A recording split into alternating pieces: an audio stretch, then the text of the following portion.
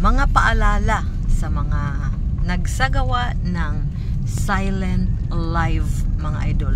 Ito ay tinatawag na kasi na silent live. Bakit?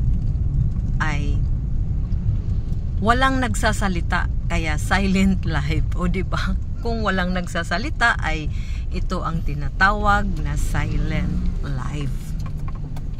Yun bang yung mga cellphone nila ay nakatutok ang camera sa dingding or doon sa kisame, or habang natutulog pero nakadim ang light and then may mga blink na filter doon sa live. Kumbaga, silent live. Wala namang taong nag-entertain sa mga audience. Kaya karapatan din natin yun kung gagawa talaga tayo ng silent live, kasi account mo yan, account natin ito. Walang makakapigil sa atin kung ano man ang ating gagawin sa ating account. Pero ito lang po ay isang munting paalala na sayang lang. Anong sayang? Sayang ang internet, sayang ang battery ng ating cellphone, pero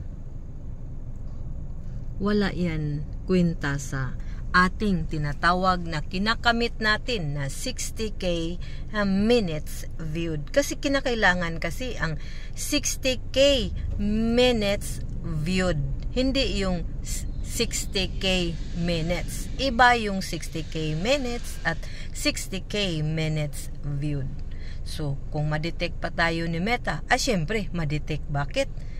Mas matalino si Meta sa atin.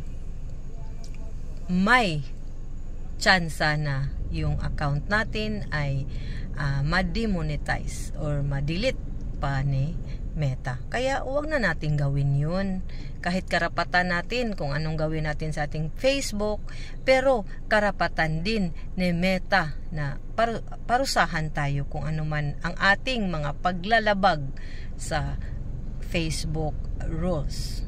So yun lang mga idol, gagawa lang tayo ng live kahit na anong chikahan lang doon, basa-basa ng mga comments, basta huwag yung silent live. Maraming salamat, sana nakatulong at mag-ingat tayo.